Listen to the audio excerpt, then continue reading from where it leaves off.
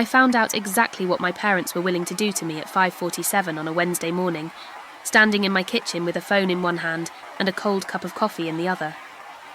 I opened my banking app out of plain habit, and a band of red dropped across the screen like a gate coming down. Access denied. Account restricted. My grandfather's trust, $520,000 he had left me, had been frozen overnight, and I could not see a single cent of it.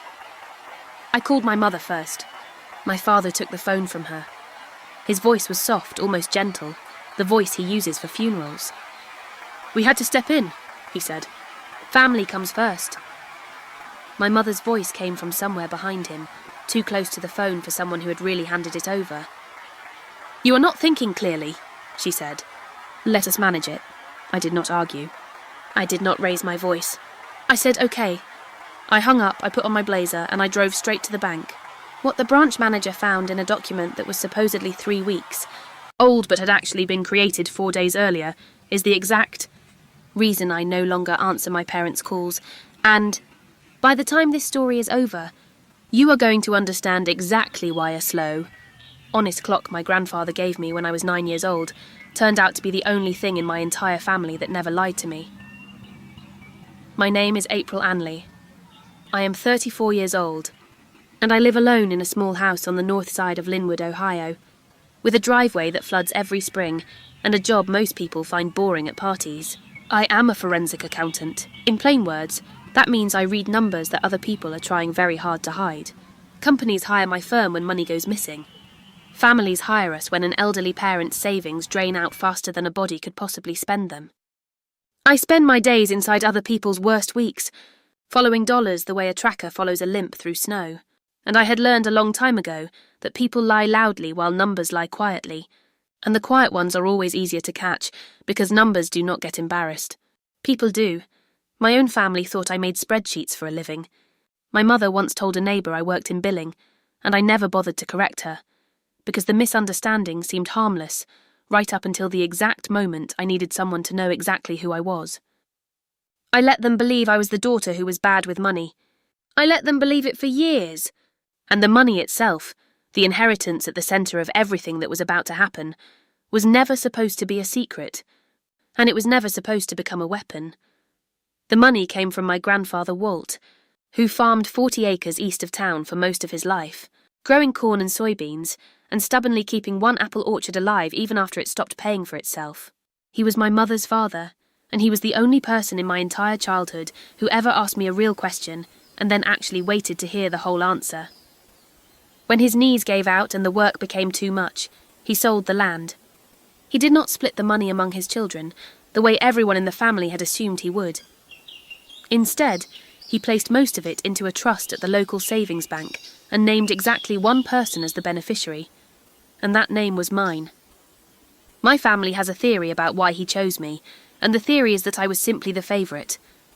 The truth is plainer and considerably less flattering to the rest of them. I was the one who stayed. When Walt got sick, I was the one who drove him to every appointment, learned the names of every medication, and slept in the chair beside his bed for the last 3 nights of his life. The others sent flowers. 2 weeks before he died, he gave me his brass pocket watch, heavier than it looks, with a hairline scratch across its face, a watch that runs exactly 2 minutes slow and always has. When I was a girl, I thought that was a flaw, and once took it to a drugstore counter to have it fixed.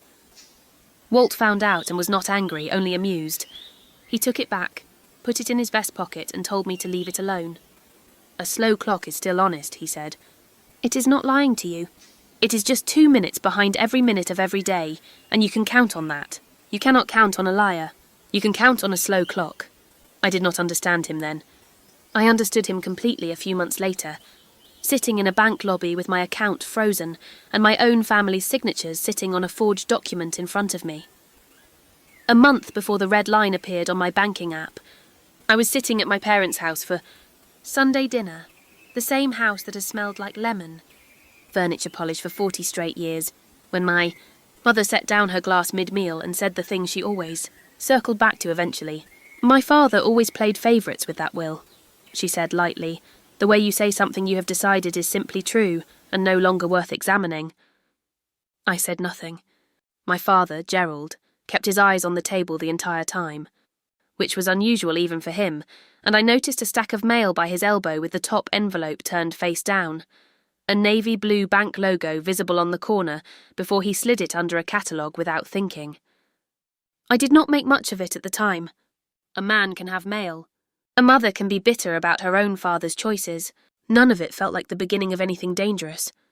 It felt like the same low weather that had hung over that house for years, the kind you eventually stop noticing because it never quite turns into a storm. I helped with the dishes. I drove home. I did not think about that envelope again until it was far too late to wonder what had actually been inside it. My sister Renee came by my office the following Tuesday, which she never does. She is 4 years older than me and works at a title and escrow company 2 towns over, the kind of office that pushes property deals across the finish line for a living. She was unusually bright that day, brought coffee she knew I would not drink, asked how work was going, and then asked, in the careful tone of someone who has practiced sounding casual, which bank our grandfather's trust was held at. I told her. She asked whether I had anyone else named on the account, a backup, someone who could step in if anything ever happened to me. I said no. She said that was probably something I should fix, that she dealt with exactly this kind of paperwork all day long, and that she knew a notary named Hal who was good, fast, and did not charge family. I said I would think about it. After she left, I sat with the strange aftertaste of that conversation, because none of it had actually been about checking in on me. All of it had been about access. I made a mental note to go home that week and lock down my account settings and finally set up the 2-step login I had been putting off. Then a hard deadline landed on my desk that same afternoon, and the week swallowed itself the way weeks always do. I told myself I would handle my own account over the weekend. I am very good at handling other people's money on time. My own, it turned out, I had left exposed for just a few days too long.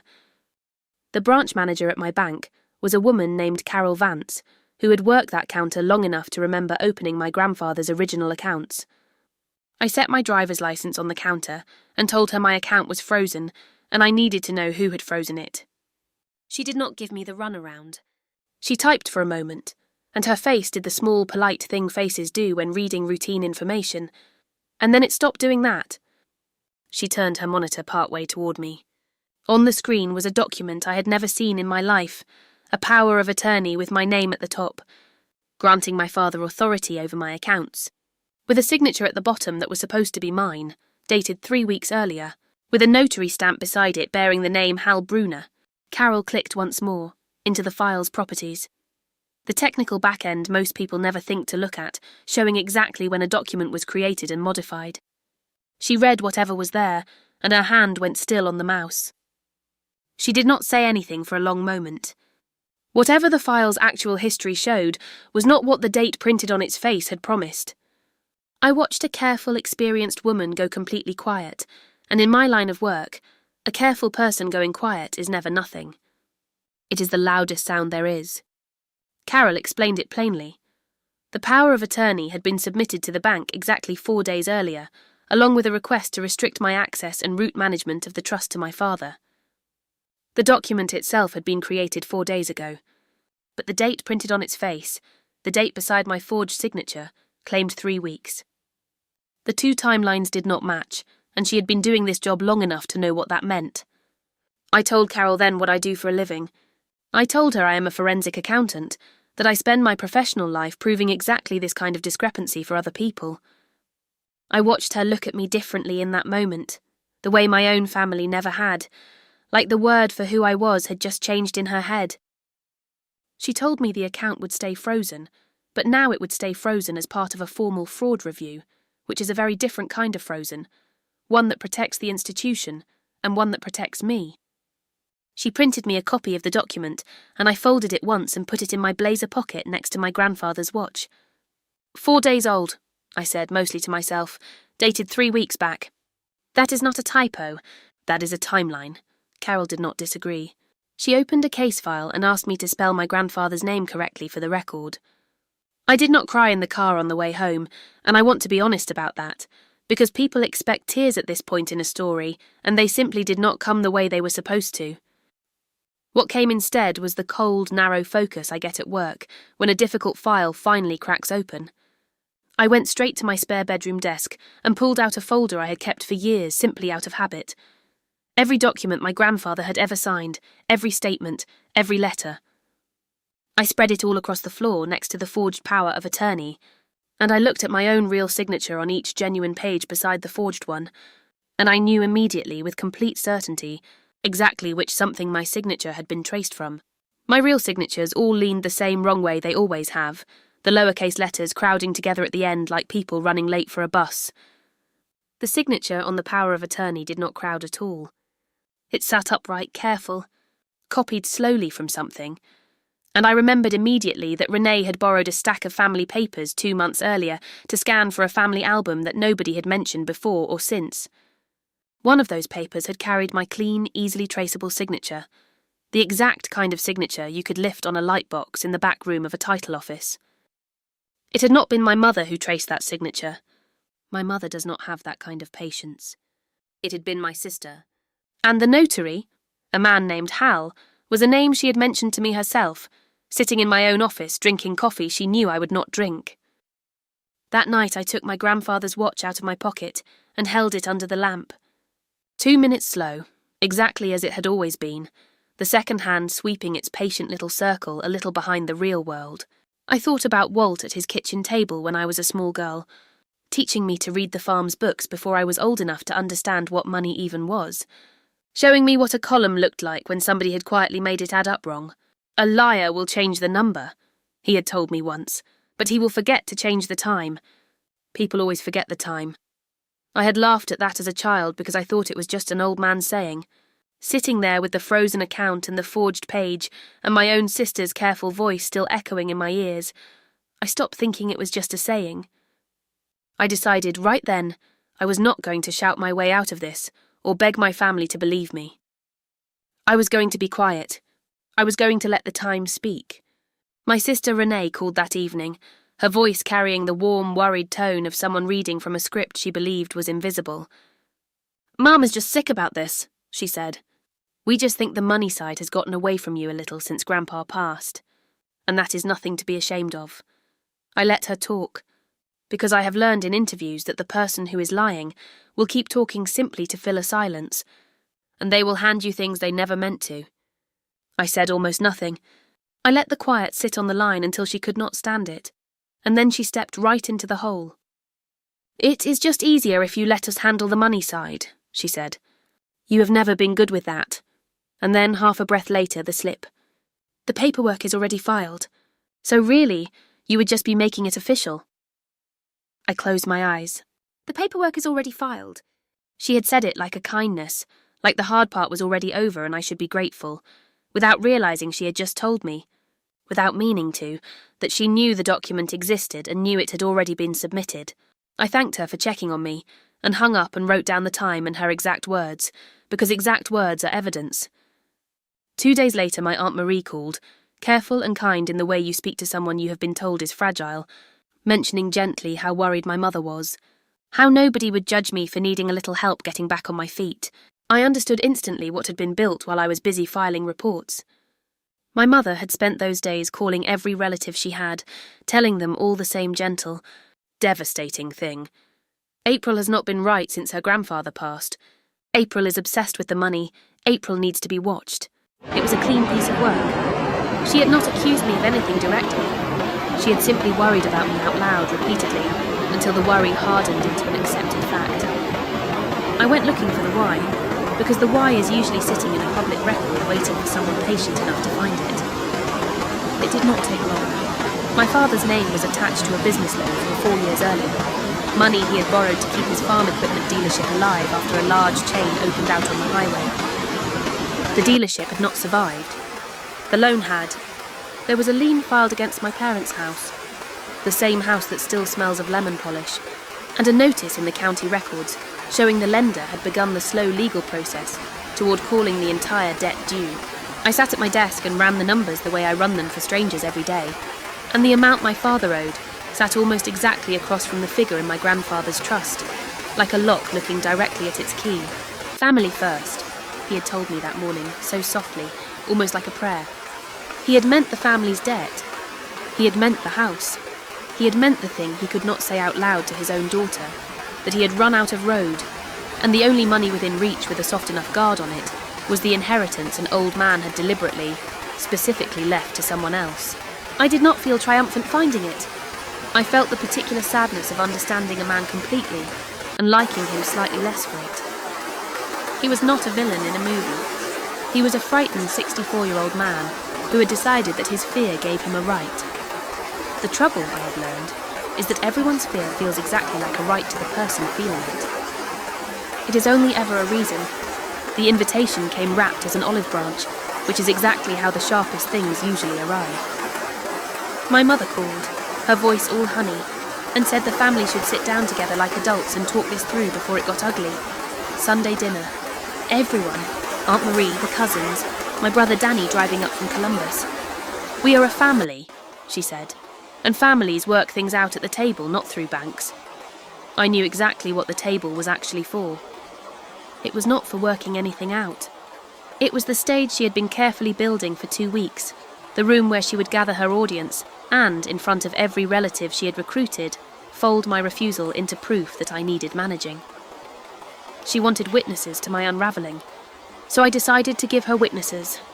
I walked into that house calm and rested and entirely myself, and I brought the truth folded small in my pocket, right beside my grandfather's slow and honest watch. The good plates were out. My aunt sat stiff at the end of the table.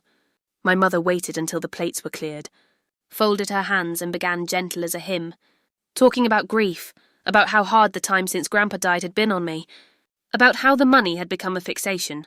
My father studied the tablecloth.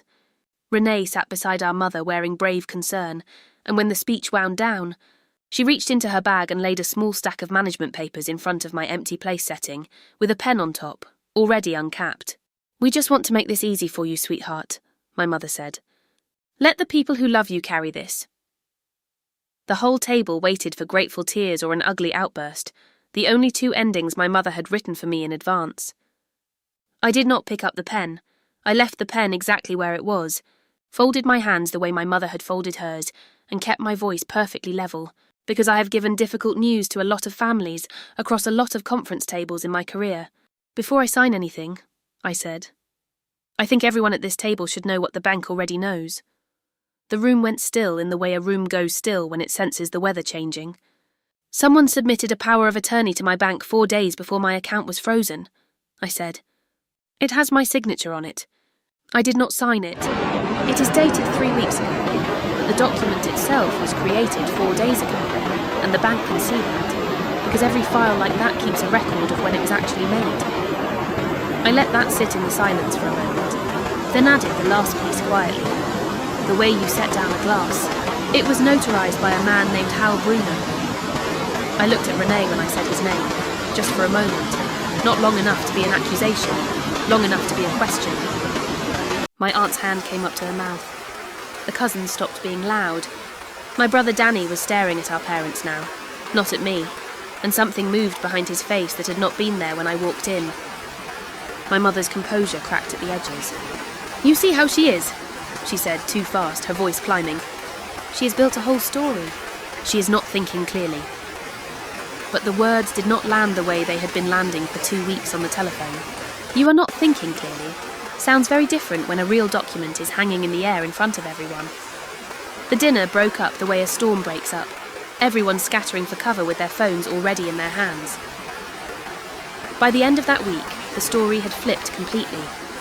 The family was now being told that I had set up the power of attorney myself, for some tax scheme to hide the money, and that now that the bank had flagged it, I was panicking and pointing fingers at my own family to cover my own tracks. It was a smart lie because it weaponized the truth about me. Who do you think actually knows how to fake one of these documents? Renee was saying she works with this stuff. She is the expert. And worse, she had found a way to make the notary hold the line. Hal Bruner was not going to admit he had stamped a forgery. He was going to swear under oath that the document had been signed 3 weeks earlier, exactly as the date claimed in front of him, by me. He had a witness now, a man with a stamp and a story with a witness is heavier than a story without one. Then they came for my career. the one thing I'd thought was entirely safe. My boss called me into her office and closed the door, which she never does, and told me an anonymous complaint had been filed against the firm, alleging that I was using my professional credentials to intimidate my own family during a private financial dispute. None of it was true. It did not have to be true. It only had to be plausible, and it was. She told me she needed me to step back from anything touching my family's matter while they figured out how to handle it. And I understood exactly what she was not saying out loud. A complaint like this, if it stuck, could cost me my license, the one identity I had built entirely on my own. They had reached past the money now. They were reaching for the only thing in my life that had nothing to do with being anyone's favourite, anyone's worry, or anyone's daughter. The bank's fraud investigator called the following Monday with news I did not want to hear. Hal Bruner had produced his official notary journal, with a clean line dated 3 weeks back, my name written in beside a small checkmark, exactly as if I had stood in his office and signed in front of him. The investigator told me, fairly and carefully, that as long as the notary swore to that entry, the case became one person's word against another's, mine against his and my family's combined. I sat very still after that call. They had answered my honest paper with their own paper, and theirs had a witness and a logbook and a stamp. I let myself feel for about an hour the full weight of being a person who is right and losing anyway. Then I looked down at my grandfather's watch, 2 minutes slow, the second hand sweeping its patient little circle, and I heard his voice plain as the day he said it. A liar will change the number, but he will forget to change the time. Hal had changed the number. He had written my name in his journal beside a date 3 weeks gone. But a journal is just ink. A man can write any date he likes in a book after the fact. There were 2 things he could not write his way around, and I knew both of them because knowing them is my entire profession. The first was the file's true creation timestamp, locked into its bones by a computer that does not care what anyone swears to. The second was simpler, and I genuinely cannot believe I had not reached for it sooner. A notary's authority is not just a stamp. It is a commission, a license, and licenses have dates too, and those dates are public record. I checked. Hal Bruner's commission had expired in March, with no renewal on file. The power of attorney was dated in May. On the exact date, he swore he had watched me sign it. He had no legal authority to notarize anything at all. I called everyone together one final time, not at my mother's table, but in my attorney's conference room on a Sunday afternoon, in a room that did not smell like lemon polish, with invitations sent on official letterhead, so no one could pretend it was just another family dinner they could talk their way through. My mother arrived on the offensive. My father came in smaller than I remembered, unable to meet my eyes. Renee was bright and certain, a folder under her own arm, ready to perform the wounded sister one more time. Hal Bruner sat near the door, sweating at his collar. My brother Danny walked in and without a word took the chair beside mine, and I watched my mother register exactly what that meant, and watched it cost her something. I let the room fill up with my mother's talking for a while, because every sentence she spent insisting I was unwell was now being heard differently by everyone present than it had been 2 weeks earlier. Then I opened my folder and laid the truth out 1 page at a time, exactly the way I lay out evidence for a jury that does not yet exist. The power of attorney that claimed I signed it 3 weeks earlier. The file's own record proving it had actually been created 4 days before my account was frozen. The Secretary of State's public record showing Hal Bruner's notary commission had expired 2 months before he claimed to have witnessed my signature. The notary journal itself, with the entry numbers circled, showing my line had been squeezed in out of sequence, written in later, pretending to be earlier. Hal made a sound, half a word, and then the truth came out of him in a rush, the way it always does once the first crack opens. Renee told him it was just family paperwork, that I had already agreed, that she just needed it notarized fast as a favour. My father put his face in his hands and said very quietly, "I am going to lose the house." My mother stood up and said I would humiliate my own parents. I did not stand. I did not raise my voice to meet hers. "I find fraud for a living," I said. "I found yours." My brother Danny spoke beside me, steady. "Mum, the date is the date." And she had no answer for that because no one ever does. In the weeks that followed, the bank lifted the freeze and the money returned to my name, where it had always legally belonged. The notary's commission troubles became his own permanent problem. My sister was placed on leave from her job. My parents still owed exactly what they had owed before, except now with a family that knew precisely what they had done. My brother calls me on Sundays now, and we watch ball games and let the quiet be ordinary. That night, sitting at the same kitchen counter where the red line had first found me, I took out my grandfather's watch and laid it flat in my palm. 2 minutes slow, exactly as it has always been, exactly as it always will be. I have never fixed it. I never will. The world is full of people who will change the number, the signature, the story, the date on the page. Whatever it takes to make a lie sit still long enough to fool you. But underneath all of it, there is always a clock somewhere they forgot to touch. A true time, stamped into the bones of the thing, patient and a little behind and utterly unable to lie. I wound the watch once, not to make it right, just to keep it moving. It ticked against my hand, 2 minutes behind the world and exactly, completely honest.